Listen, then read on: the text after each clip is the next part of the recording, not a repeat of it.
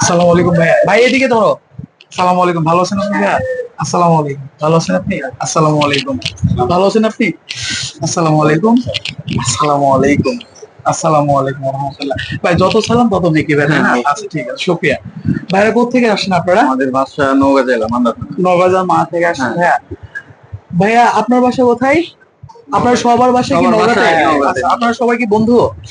ছোট ভাই। আচ্ছা, আপনারা ফাইনালি ভাই আমাদের একটা ফোনের ভিডিও দেখে আমাদের হ্যাঁ। শপে আসেন।